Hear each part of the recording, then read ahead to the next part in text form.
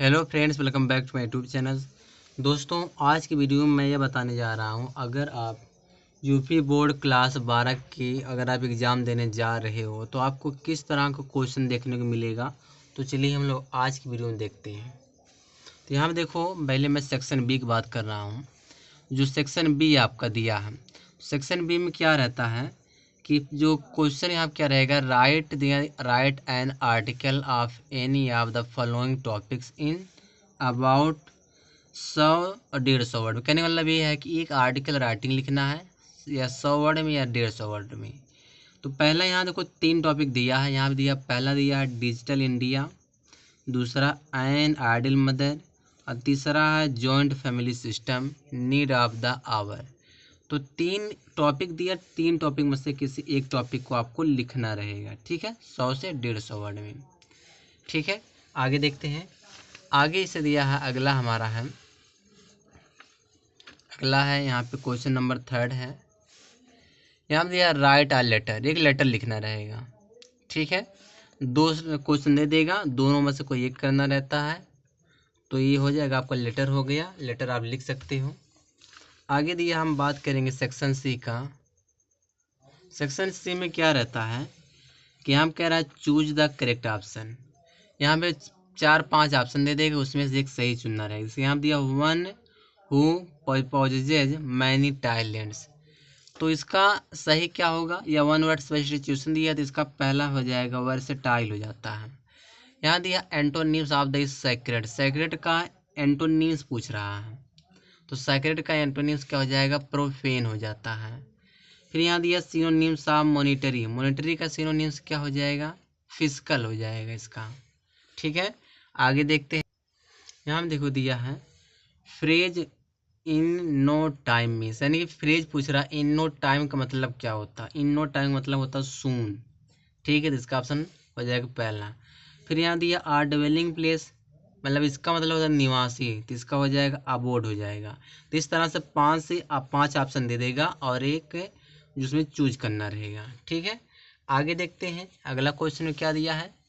जैसे यहाँ दे देगा चेंज चेंज इनटू इनडायरेक्ट। जैसे यहाँ दिया he said is she reading a book. फिर दिया I said to you they were strolling. तो यह हो गया आपका इनडायरेक्ट स्पीच, दे देगा, 2 क्वेश्चन दे देगा। फिर देखो क्या दे देगा यहाँ पे, फिर यहाँ combine any one of following as directed. जैसे एक सेंटेंस दे दिया, इसको क्या कह रहा है, सिंपल सेंटेंस में कन्वर्ट करिए। दूसरा जो सेंटेंस दिया उसको कह रहा है कॉम्प्लेक्स सेंटेंस में कन्वर्ट करना है। ठीक है, उसके बाद जो सी वाला दिया है, यहाँ में देखो सी वाला देखो जो दिया है, change any one of the following sentence. यहाँ देखो एक सेंटेंस दिया है, इस सेंटेंस को कह रहा है कि कौन सी डिग्री बनाना, कॉम्परेटिव। फिर यहाँ देखो ही हेट्स, इसको क्या कह रहा है बनाने के लिए, पैसिव बनाने के लिए कह रहा है। ठीक है, आगे देखो आगे क्या दिया है। यहाँ जो डी वाला क्वेश्चन है, correct any one of the following as directed. तो यहाँ पे देखो क्या कह रहा है कि 2 सेंटेंस दे देगा, दोनों सेंटेंस क्या रहेगा, रॉन्ग रहेगा, इसको सही करना रहेगा। जैसे यू आर सीनियर मी, और सीनियर के साथ देन नहीं आता, सीनियर के साथ क्या लगता है, टू लगता है। तो ऐसे सेंटेंस को आपको करेक्ट करना रहेगा। यहाँ देखा कैटल्स आर ग्रेजिंग, तो कैटल अपने आप में एक प्लूरल है, तो इसमें यस नहीं लगेगा, तो कैटल आर ग्रेजिंग हो जाएगा। फिर यहाँ देखो दिया है ई वाला एनी वन पेयर वर्ड्स, यानी कि एक पेयर वर्ड्स को चुनना, उसका मतलब लिखने से। यहाँ देखो यह मेल है, इसका मतलब क्या होगा, यह मेल है, इसका मतलब क्या होगा। ठीक है, तो एक एक को चुनना है और 2 में से एक को करना रहता है और उसका मतलब लिखना रहता है, उसका मीनिंग लिखना रहता है। ठीक है, आगे देखते हैं। और जो डी सेक्शन होता है, जो सेक्शन डी होता है, उसमें लिटरेचर लिखना रहता है। लिटरेचर में देखो यहाँ दिया है answer the following question in about 40 words, यानी 40 वर्ड में लिखना रहेगा। यहाँ पे ए और बी करके दे देगा, 2 ऑप्शन दे दे, 2 क्वेश्चन दे देता, दोनों क्वेश्चन को 40 वर्ड में लिखना रहता है लिटरेचर। उसके बाद यहाँ पे देखो क्या दिया है कि any answer any one of following in 80 words, यानी कि जो 2 क्वेश्चन इसमें दे देगा, दोनों क्वेश्चन को एक एक वर्ड मतलब क्वेश्चन को कितने वर्ड में लिखना रहेगा, 80 वर्ड में। तो 80 वर्ड में के क्वेश्चन को लिखना रहता है। आगे देखो जो 9वां क्वेश्चन है, 9वां क्वेश्चन में क्या कह रहा है read the following extract carefully. जैसे कि यहाँ पे क्या दिया, एक जो पैसेज दे दिया है, जो पैसेज दिया है, यह पैसेज आपका पोट्री से है, तो यह आपको पैसेज को पढ़ना है और इस पैसेज को आपको आंसर देना है। ठीक है, 3 क्वेश्चन दे देगा, A B C करके 3 क्वेश्चन दे देगा। तीनों को क्या करना, आपको पैसेज को पढ़ करके इसका आंसर देना है। ठीक है, आगे देखते हैं। उसके बाद दोस्तों ट्रांसलेशन रहेगा।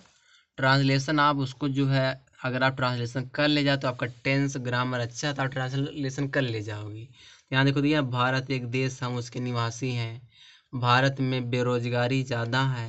बेरोजगारी को समाप्त करने के लिए हर युवक को कड़ी से कड़ी परिश्रम करना चाहिए। तो ऐसे एक आपका ट्रांसलेशन रहेगा, उसको आप इंग्लिश में ट्रांसलेट करोगे। ठीक है, फिर यहाँ देखो, right the central idea of any one of the following poems. यानी कि 3 पोएम दे देगा, 3 में से एक को क्या करना पड़ेगा, आपको सेंट्रल आइडिया लिखना पड़ेगा। तो सेंट्रल आइडिया आपको याद करना पड़ेगा। आप जो हम माई मदर एट 66 पर याद कर सकते हो, या कीपिंग क्वाइट, या I think of beauty.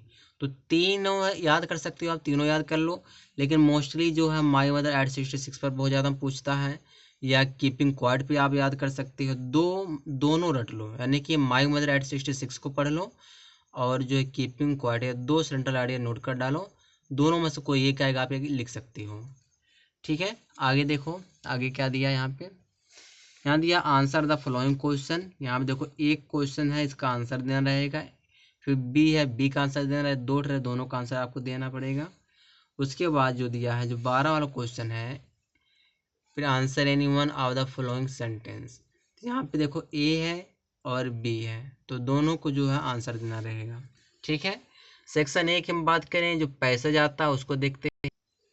Section A देखो, सेक्शन ए में क्या रहेगा, रीडिंग पैसेज रहता है। आपको क्या करना, पूरे पैसेज को पढ़ डालना है। जब आप पैसेज पढ़ डालोगे तो पढ़ने के बाद देखो यहाँ पे 4-5 क्वेश्चन दिया रहता है नीचे। ठीक है, यहाँ देखो A B C D करके 4 क्वेश्चन दे दिया है। अब पैसेज पढ़ करके आप इसका आंसर लिखना पड़ेगा, क्योंकि इसी पैसेज में इसका आंसर जो छिपा रहता है।